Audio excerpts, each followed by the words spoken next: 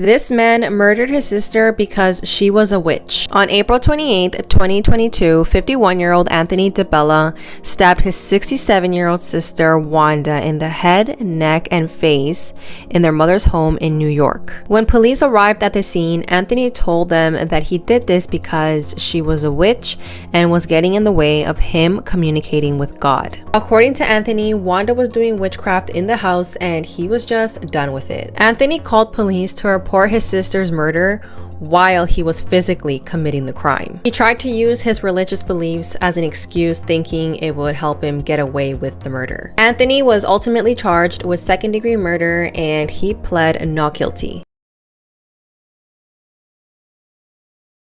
It's been almost 2 years since Leslie Palacios' murder, and her killer is still on the run. At around 12 a.m. on August 29, 2020, 22-year-old Leslie Palacio went to the Longhorn Hotel and Casino in Vegas with a family friend, 25-year-old Eric Rangel Ibarra. At 1:56 a.m., Leslie and Eric are seen leaving the casino together, and they both get into Eric's white truck. At 4:40 a.m., Leslie texted her sister Carly saying, "Dude, I got some shit to tell you." Carly immediately called and texted her sister back, but she did not receive a response the entire night. A neighbor's home surveillance shows Eric and Leslie arriving to his house at 6 a.m., and it looks like Leslie is having a hard time walking and Eric is helping her in the house. An hour later, Eric and his father Jose are seen carrying out Leslie's lifeless body and putting her into the white pickup truck. Eric's father Jose was then seen hosing off the driveway. Leslie's family filed a missing person report that same day, and they went to Eric's house to ask his family if they've seen or heard from Eric and Leslie.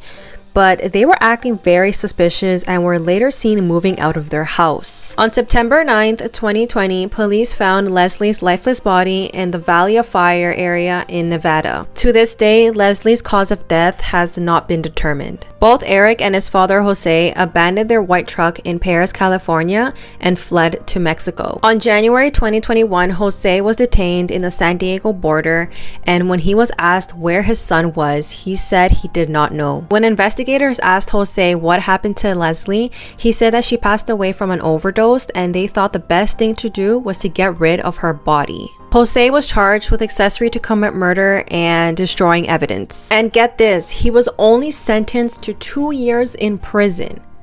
Like, what? And as you know, Eric is still currently on the run, and Leslie's family just wants some justice.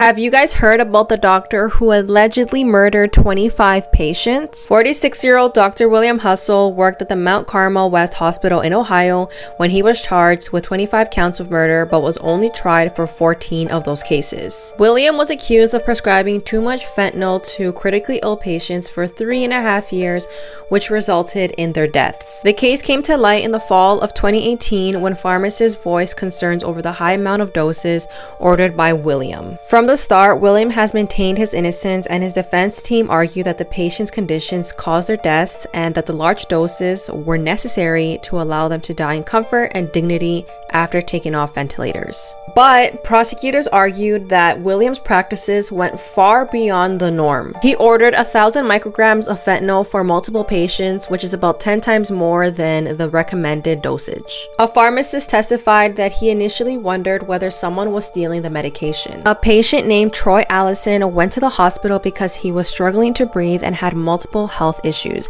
and that's when William administered 1,000 micrograms of fentanyl without waiting for the CT scan, and Troy was later pronounced dead. William was initially charged in June 2019, but on April 20th, 2022, after a 7-week trial and 5 days of deliberation, William was found not guilty for the death of 14 patients.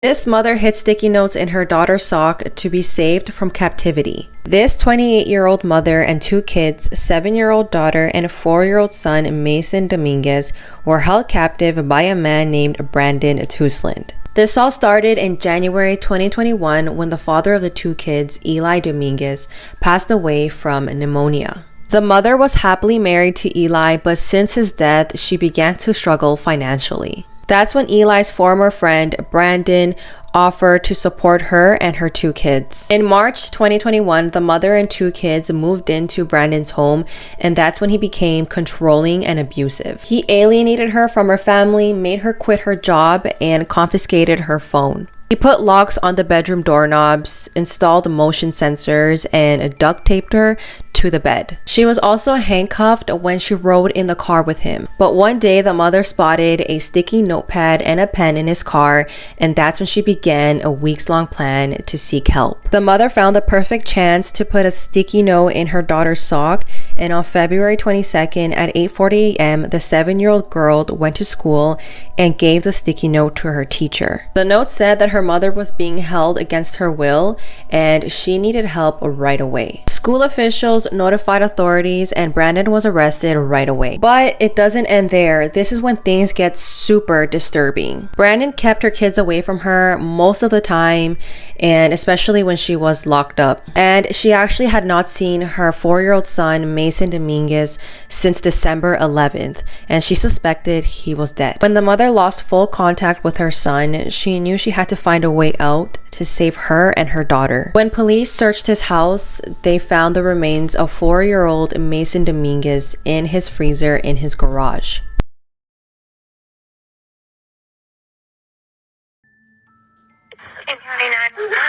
Emergency. My wife is not breathing. She's not breathing. What's the address? And how old is your wife? She's purple. How old is your wife? Dead. Okay, listen to me. Listen to me. Don't hang up.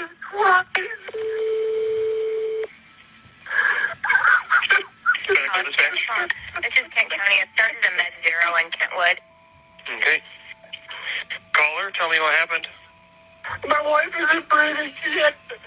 I think she had a sweatshirt around her neck and she's not breathing. And she's dead. She's dead. She's dead. What's wrong? This is the 911 call that 35-year-old Richard Gitchelar made on Monday, November 16th, 2020 at 3:29 a.m. Richard's wife, 32-year-old Amber Gitchelar, had 2 daughters with Richard, an 8-month-old and a 2-year-old, and she was pregnant with their 3rd child when she was pronounced deceased at the scene. Richard told police that he slept on the couch downstairs that night when suddenly he woke up to their baby crying, so when he went to check on her, he found his wife deceased on their bed. But police were suspicious of Richard from the start, and he immediately became a prime suspect when they found overwhelming evidence of his violent past. Police found a notebook in Amber's car that described all the abuse she was experiencing from Richard. The note said that Richard had beaten her, kicked her, punched her, threw a mug at her, and smashed her cell phone. One part of the note said, "I literally thought to myself, am I safe sleeping next to him? Would he ever kill me?" Even Richard's father told police that there was a 98% chance that he is guilty. His sister also said that Richard probably flew into a rage and couldn't gain control. The state could not prove premeditation, so Richard was charged with second-degree murder and intentionally assaulting a pregnant person. He was sentenced to at least 33 years to 100 years in prison. This mother planned the murder of her sons for a week. On May 2nd, 2022, 38-year-old Trin Nguyen shot her 9-year-old and her 13-year-old son in their beds in their home in Pennsylvania. That day, police was called by Trin's neighbor. The man told police that Trin had approached him and handed him a box of photos and asked him to give the box to her ex-husband who he worked with. She then pointed a gun at his face and pulled the trigger twice. However, the gun did not fire. He then quickly disarmed Trin and she fled the area in her car. He then told police that Trin had 2 children, so they searched the home and found both boys in critical condition from gunshot wounds to their head. Later that day, police found Trin at a church parking lot in her car. Police found heroin and a note in Trin's car that was dated a week earlier stating what to do with her and her son's ashes. They also noticed that Trin tried to end her life by consuming large amounts of narcotics. TJ and Nelson were on life support until they passed away the following Friday. Investigators still haven't found a motive for the shooting, but investigators did discover documents showing that Trin was going going to be evicted from her home that was owned by her ex-sister-in-law, and she owed about $11,000 in rent. Have you guys heard about the disappearance of 15-year-old Sierra Lamar? On March 16, 2012, 15-year-old Sierra Lamar left her home. Found out she was absent from school. She called police. The next day, investigators found her cell phone 2 miles away from her home. And then not far from where they located her cell phone, they found her pink juicy bag with some folded pants and her t-shirt in the bag. The clothes found also seemed to have someone else's DNA, which led investigators to 21-year-old Antolin Garcia Torres. Antolin lived in a trailer with his mother and pregnant girlfriend 7 miles away from Sierra's house. The morning Sierra made her way to school, security footage showed him leaving his home in his red Volkswagen 15 minutes before she went missing, but he told police that he went fishing. After searching his car, they found Sierra's hair caught in a rope in his trunk. On May 21, 2012, more than 2 months after Sierra disappeared, police took Antolin into custody where he pled not guilty. Antolin was connected to 3 other attempted kidnappings 3 years prior Sierra went missing. He assaulted 3 women in parking lots of 2 Safeway grocery stores in Morgan Hill. Antolin Garcia was found guilty on all counts, including kidnapping and murder of Sierra,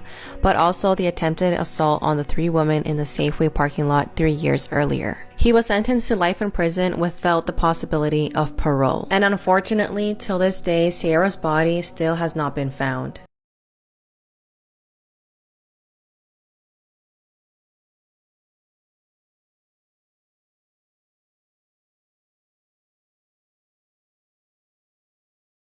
This mother murdered her 3 children on Mother's Day. On Sunday, May 8th, the morning of Mother's Day, 12-year-old Natalie Flores, 11-year-old Kevin Yanes, and 8-year-old Nathan Yanes were found dead in the Woodland Hills neighborhood of the San Fernando Valley. On Saturday night, a neighbor heard a woman who was later identified as 38-year-old Angela Flores screaming erratically as she held her Bible.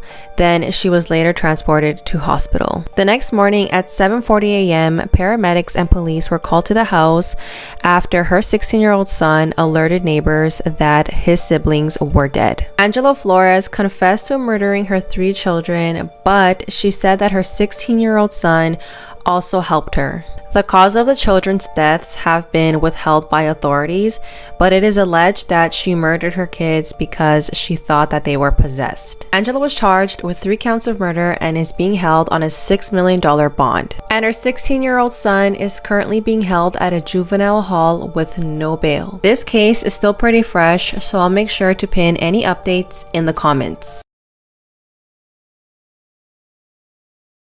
This 17-year-old confessed to murdering his grandma during Truth or Dare. On May 28, 2018, 17-year-old Tiernan Darnton set 94-year-old Mary Gregory's home on fire and trapped her inside. At the time, the house fire was ruled an accident until Tiernan confessed to his 2 friends during a game of Truth or Dare that he was responsible for the fire and his grandmother's death. A year later, police reopened the case after Tiernan confessed the murder to his counselor. When his counselor asked him why he murdered his grandmother, Tiernan said because she suffered from dementia and he wanted to take her out of her suffering. Investigators found drawings of Mary's home floor plans in Tiernan's house. Forensic analysis of his computer revealed internet searches which included "I'm a murderer," "I want to kill again," and "I think I'm a serial killer." Investigators also found that Mary's spare key was missing, her home smoke alarms were disabled, and her telephone was disconnected. Paramedics found Mary Gregory under the table before taking her to the hospital, where she passed away 4 days later. Tiernan burned the house by setting the curtains on fire, and then he successfully trapped Mary in her home by blocking all the exits. Mary and Tiernan had a fight the day before he set her house on fire because he was being disrespectful, and she was always cleaning up after him and she just didn't want him to come around anymore. Tiernan Darnton was sentenced to life in prison with a minimum term of 15 years.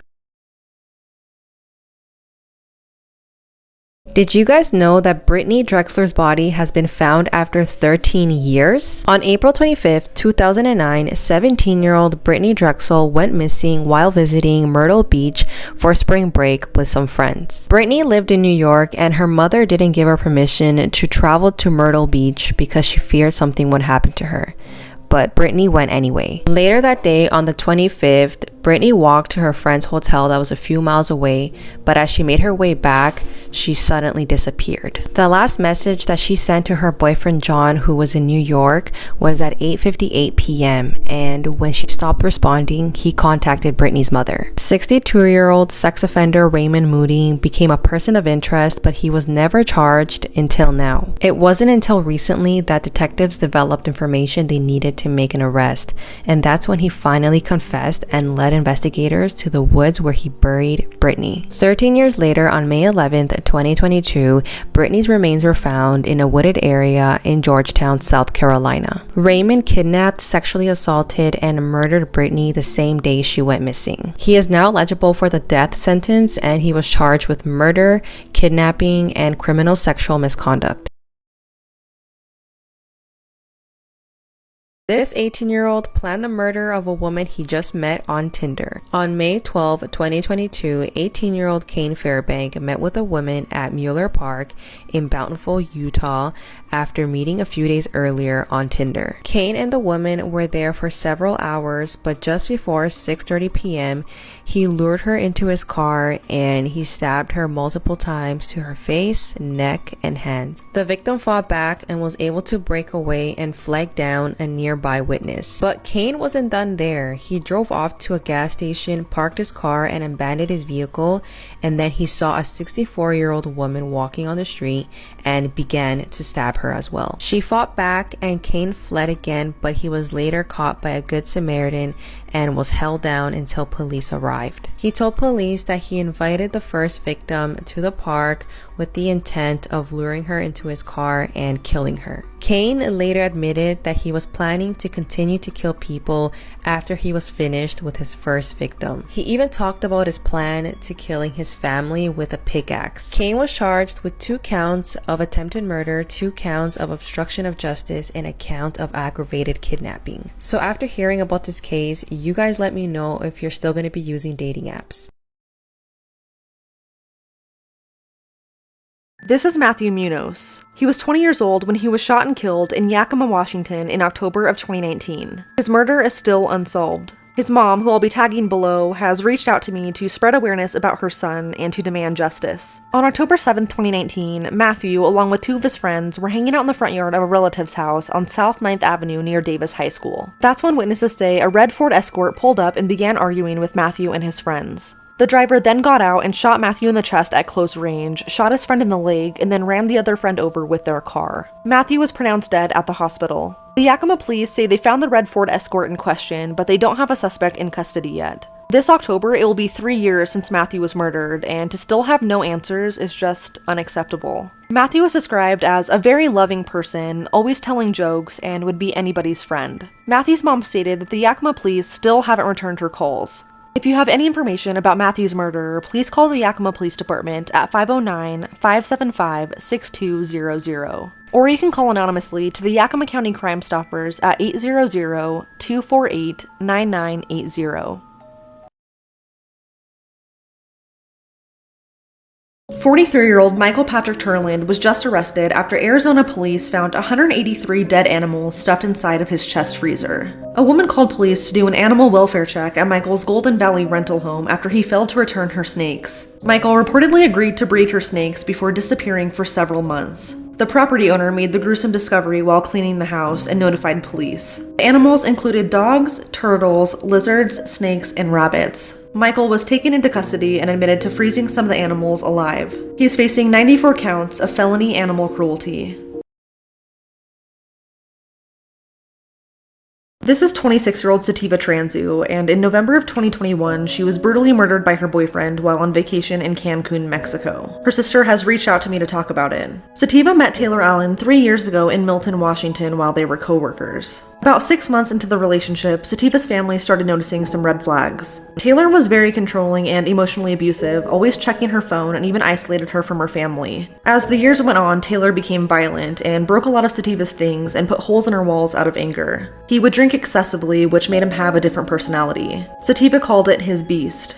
For Thanksgiving 2021, Sativa wanted to go back home to her family, but instead Taylor planned a vacation to Cancun, Mexico. Sativa agreed to go, but had secretly planned to break up with him after their trip. The couple stayed on the 4th floor of the El Ritmo Resort and Water Park, and at first it seemed Sativa was enjoying the trip. But on the second night, everything changed. That night, Sativa and Taylor were seen arguing at the hotel bar. Taylor was incredibly intoxicated and had kissed another girl. He became belligerent, and the hotel security had to ask him to leave. They went back to their hotel room and proceeded to get into an altercation, which resulted in Taylor threatening to jump off the balcony. During this altercation, Sativa was injured so badly that she had to get stitches. The situation escalated to hotel security once again being called, who eventually talked Taylor down from the balcony. Despite Taylor's aggressive and violent behavior, the hotel staff felt they had everything under control and decided not to call the police, even though Sativa had been physically injured. After this, the two went back to their room. This is when Sativa texted friends that she had to get stitches. But after this text, her friends and family couldn't get a hold of her, and that's when the panic set in. It wasn't long after this that multiple witnesses, including hotel security, heard Sativa screaming for help, but nobody intervened. A little while later, Taylor went to the lobby in his underwear and calmly told hotel staff that his girlfriend wasn't breathing, all while looking at his phone. Authorities were called, who found Sativa face down in her hotel room, deceased. She had been strangled and badly beaten to death. Sativa's mom received a phone call from the U.S. consulate in Mexico the next morning telling her that her daughter was dead. Taylor has been arrested and is being held in Mexico. He has been charged with femicide. Despite the last moments of Sativa's life, it's important she be remembered as the beautiful, loving person she was. She had the most infectious laugh and was the kindest person you'd ever meet. A GoFundMe has been set up, which is in my bio, to help with this tragic blow and the financial expenses that come with it. Sativa's family is using this experience as a chance to educate others about the warning signs in an abusive relationship. If you or someone you know is experiencing domestic violence, call the National Domestic Violence Hotline at 1-800-799-7233.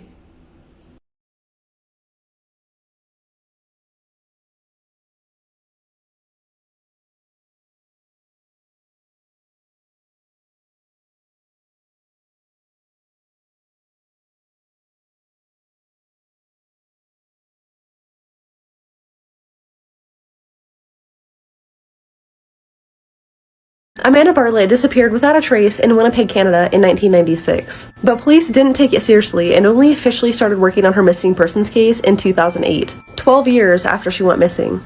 Amanda was 17 years old and lived on the Pasquet Cree Nation near the Paw in Manitoba, Canada with her sister Janet and their mom. Amanda loved to read and wanted to become a published author. But in the spring of 1996, Janet moved to New Brunswick with her father while Amanda stayed behind, and after this, the two had minimal to zero contact with each other. Then in July, for unknown reasons, Amanda was sent to a group home in Winnipeg by Child and Family Services. It was at this point that Amanda ran away. She was last seen near Selkirk Ave and Salter Street in Winnipeg's North End by her uncle Joseph Halcrow. He claimed she said that she was alone in Winnipeg, so he offered for her to come stay with him at his home, but she never made it. And this was the last time she has ever been seen. It wasn't until a few weeks later that Amanda's mom received a letter from Child and Family Services stating that Amanda had left the home, and continued to say that because Amanda was 17, they had no obligation to follow her. So Janet moved back home to be with her mom and tried going to the RCMP, but was told that she couldn't get any information about Amanda's case because she was underage at the time. The next year, as an adult, Janet returned to the RCMP, but to her surprise, found that there wasn't even an open missing person file for Amanda. Since 1996, Amanda's family tried reporting her missing several times, only to be turned away. Janet even recalls a Winnipeg police officer telling her, quote, "I'm sorry, Janet, we don't do family reunions," end quote. Amanda's family started to lose hope. But 12 years later, in 2007, Janet came across a documentary called Stolen Sisters, listing a number to Amnesty International, which is a global movement dedicated to human rights. And they were able to get the RCMP's attention. Finally, in 2008, Janet was officially able to report her missing sister to the Winnipeg police. In 2012, Amanda's case was assigned to Project Devote, a task force dedicated to solving missing and murdered Indigenous women's cases in Manitoba. But sadly, there's been zero leads. Amanda never applied for a social insurance number, a driver's license, or any type of social assistance. It's almost as if she vanished into thin air. Amanda's family struggles to accept how difficult it was to report their loved one to the police and have the case taken seriously.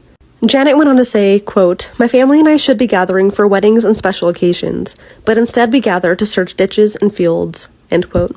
If you have any information regarding the disappearance of Amanda Bartlett, please call the Winnipeg RCMP at 204-983-5461.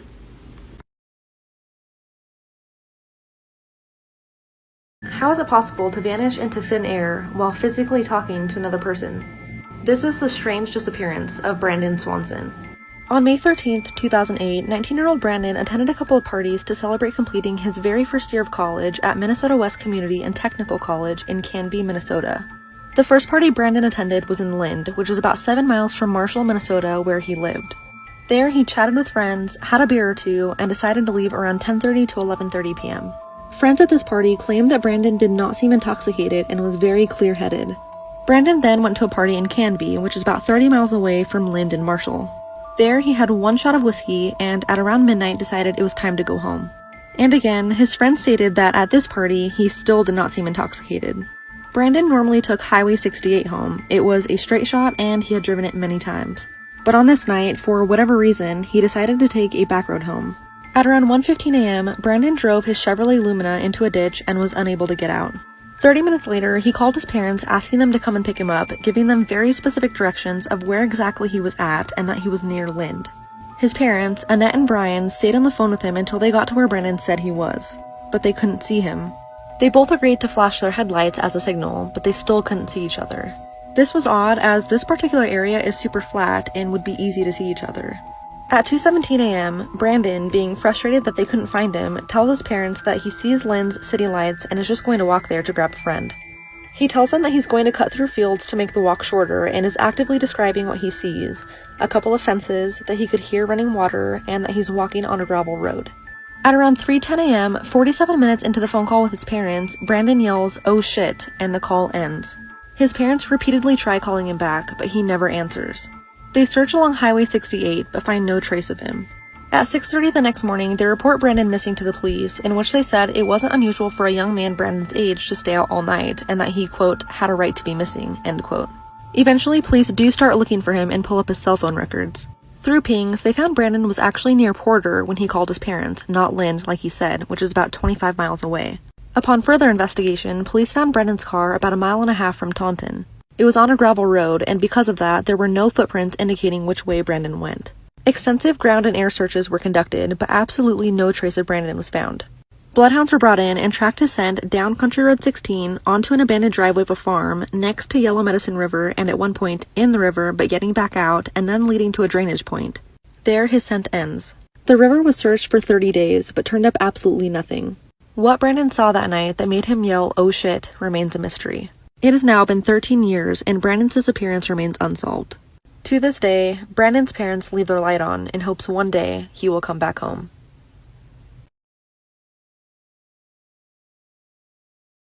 On May 7th, 2015, Randy Jansen confessed to killing his entire family in a disturbing Facebook post.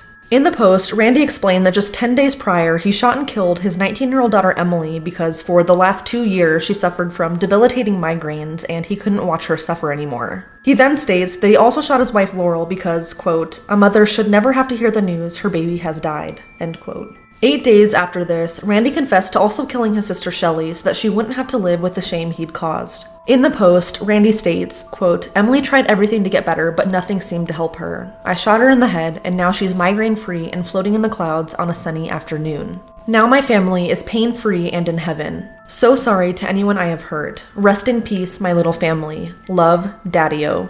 Concerned friends and family reported Randy's Facebook post to the police, who then went to Shelley's Langley, BC home and found her deceased. Authorities then went to the Jansen family home in Rosedale, Canada, where a 4-hour-long standoff occurred that resulted in Randy taking his own life before police could intervene. Who are you? Man, I be that pretty motherfucker, man. ASAP? Yes, sir.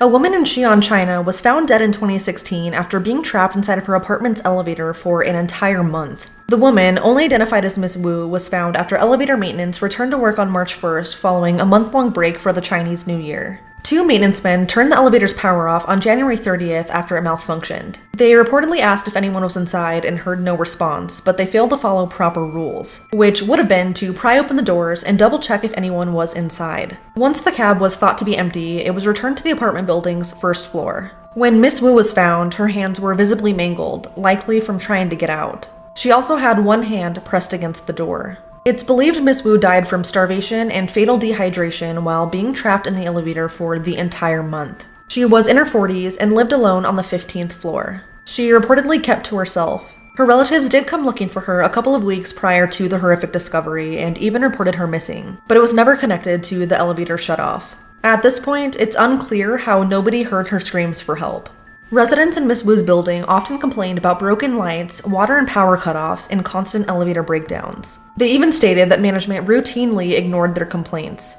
Miss Wu's death and the negligence of the elevator company and the building's management office sparked outrage. Hundreds of residents in the Jialing district gathered at the apartment building to protest their anger about how something as simple as riding in an elevator in your own apartment can somehow turn deadly. A few people from the elevator repair company and the maintenance firm in charge of the faulty elevator were detained, but I'm unsure if any charges were ever brought. Angela Flores was arrested on Mother's Day after confessing to killing her 3 youngest children with the help of her teenage son. Authorities took Angela to the hospital around midnight on Saturday night after she was spotted in her neighbor's yard lighting candles and holding a Bible. She was also reportedly heard screaming, quote, "My family is abusing me," end quote. At around 7:40 the next morning, LAPD went to her West Hills home after a 911 call reporting an assault with a deadly weapon. They then found Angela's 12-year-old daughter and her 10 and 8-year-old sons deceased. How and when the children died have not yet been confirmed.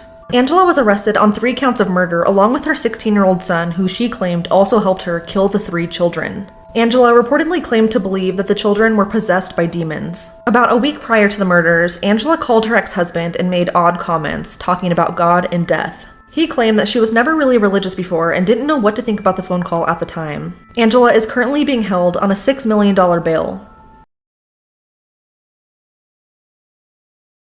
It was a beautiful day on March 26, 1986, when 12-year-old Michelle Welch and her 2 younger sisters went on a bike ride to Puget Park in Tacoma, Washington. When they arrived, the girls realized they'd forgotten their picnic lunch, so Michelle rode back home to get it. This would be the last time they ever saw their big sister alive. Once Michelle was gone, the 2 sisters realized they had to use the restroom, so they briefly left the park to try and find a nearby bathroom. Once they returned, they found Michelle's bike and their lunch, but no sign of Michelle herself. They used a family signal call, which was a loud yelp that echoed throughout the park to try and locate her, but Michelle never responded. Sadly, police later found her body near a makeshift fire pit hidden amongst the trees. She had been beaten, sexually assaulted, and her throat had been slit. Michelle's murder shocked the entire Tacoma community, and kids no longer felt safe riding their bikes alone. Authorities recovered a DNA sample from Michelle's body, but when it was eventually sent off for testing, it showed that it was not a match to anyone in the National CODIS database. During the investigation, though, a lot of tips came in, including one from Michelle's classmate who reported seeing a man in the park staring at the girls the day of the murder. She gave enough details for authorities to create a composite sketch. Another tip came in from a man named Robert Washburn. Remember his name, this is important. Robert said he was jogging in the nearby Point Defiance Park and had seen a man who fit the description of Michelle's killer. But this failed to provide any leads, and Michelle's case went cold for 3 decades. In 2018, the Tacoma Police Department began working with a forensic genealogy expert who was able to use new DNA methods to narrow Michelle's killer down to 2 brothers. One of those brothers was 66-year-old Gary Hartman, who was a nurse at a psychiatric facility. Authorities followed him closely and was able to get his DNA from a used napkin, where it was then sent to the lab for testing. The results came back with a match. Gary Hartman was responsible for the murder of Michelle Welch. At the time of the murder, Gary was 30 years old, lived about a mile away from the park, and had no prior criminal history. In 2022, Gary was convicted of first-degree murder, and at 70 years old was sentenced to 26 years in prison. But in a twisted turn of events, just 5 months after Michelle was murdered back in 1986, 13-year-old Jennifer Bastian was also sexually assaulted and murdered in the nearby Point Defiance Park. At the time, investigators believed the two girls were murdered by the same person, but they initially couldn't find any DNA evidence left behind in Jennifer's case. So her case also went cold for 3 decades. But, like Michelle's case, in 2018, a cold case detective decided to test the clothing Jennifer was wearing at the time once again, and was actually able to pull some DNA from it. After also working with a forensic genealogy expert, this new DNA was sent in for testing, and it came back with a match. The now 70-year-old Robert Washburn. And if you remember, Robert was a jogger in Point Defiance Park who called in a tip on Michelle's case just 5 months before he murdered Jennifer himself. Investigators still don't know why he inserted himself in that investigation. In 2020, Robert was found guilty and sentenced to 27 years in prison. Because of new DNA technology, after 30 years, both Michelle and Jennifer now have justice. On May 4th, the mother of an NYPD officer was fatally shot in broad daylight after answering her front door. 51-year-old Anna Torres read tarot cards for clients within her Ozone Park, Queens home.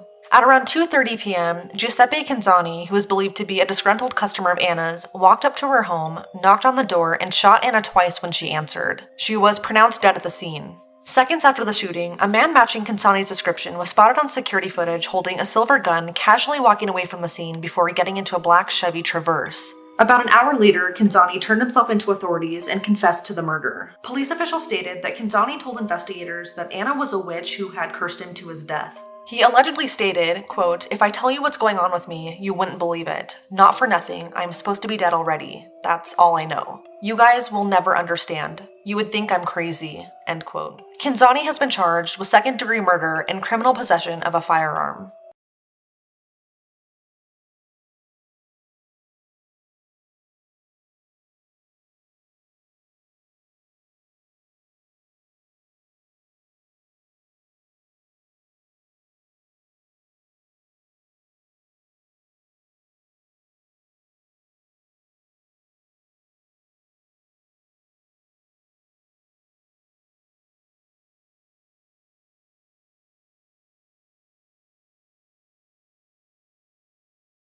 On March 4th of this year, Aaron Henderson was using a porta potty at a Florida landfill when he was crushed to death by a bulldozer driven by his colleague. Aaron worked for Sodatemp, a contracted company that was working at the Polk County North Central landfill. While he was using the porta potty, his colleague, who is unidentified, was putting the bulldozer away for the day when he drove up an embankment. The front blade was reportedly elevated 4 feet off the ground and was obstructing his view. So when he came down the hill, he accidentally ran the porta potty over. The colleague heard a loud crumble, and when he got out and saw what he did, he checked the porta potty and found Aaron deceased. The sheriff's office has ruled his death as accidental. Aaron was a father of 3 and had only been working at the site for a few weeks. In late November of last year, Bo Man mysteriously disappeared after reportedly texting 911 during an Uber ride. Bo was last seen on November 30th after an Uber dropped him off at a 7-Eleven on Ventura Boulevard in Los Angeles. Security footage showed him leaving the store at 2:06 p.m. carrying a heavy backpack, some items he purchased at the store, and a bag of ice. Less than 10 minutes later, Bo sent a text to 911 indicating that he was in an Uber but provided no other information. LAPD confirmed that they did receive a 911 text from Bo and tried contacting him multiple times after that, but never got a response. Bo has not been seen or heard from since. According to LAPD, the Uber is being investigated and they're waiting on a search warrant to obtain Bo's cell phone records and GPS data. Bo was reported missing on December 4th after his fiancée Jason was unable to reach him for several days. When LAPD went to his apartment, there was no sign of Bo. Jason states that while looking through Bo's Uber records, it showed him as dropped off at Berkeley Street in Santa Monica at 2:35 p.m. But he also states that no one ever saw him there. If you have any information regarding the disappearance of Bo Man, please call the LAPD's Missing Persons Unit at 213-996-1800.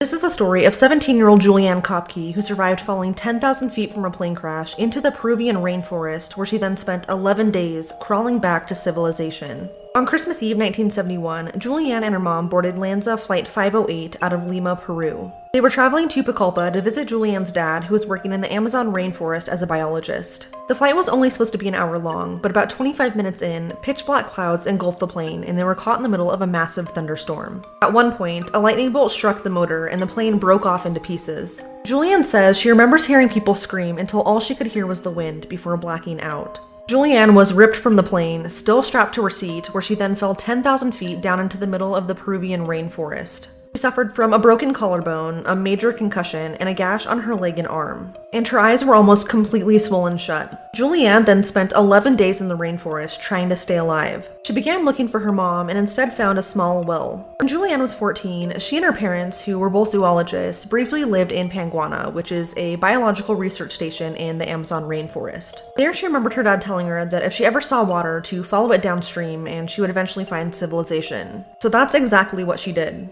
She spent the majority of the 11 days walking and swimming downstream. On the 4th day, Julianne came across the bodies of 3 other passengers who were still strapped to their seats. One of them was a woman, and after thinking it could be her mom, she slightly moved her and realized that it wasn't. Amongst the bodies, though, was a small bag of candy. This served as her only food source for the rest of the days she was stuck in the forest. During this time, Julianne had to protect herself from wildlife and suffered from severe insect bites and a maggot infestation in her arm. She could also see and hear rescue helicopters above her, but because the forest was so dense, nobody could see her. On the 9th day, Julianne came across a hut and went inside to rest. She was then found by 3 men who lived there. They ended up taking her by boat to a local hospital in a nearby town. There, she was reunited with her dad and even helped authorities locate the plane and recover bodies. Of the 91 people on board, Julianne was the sole survivor. She went on to study biology just like her parents and eventually married. After her dad's passing in 2000, she took over as Panguana's director and main organizer of research expeditions to the station. Julianne also went on to write a memoir titled When I Fell from the Sky. About 2 decades after the incident, she returned to the site of the crash for a documentary about her story, where she stood in front of parts of the wreckage that are still there. She once again sat in seat 19F, like she did the day of the crash.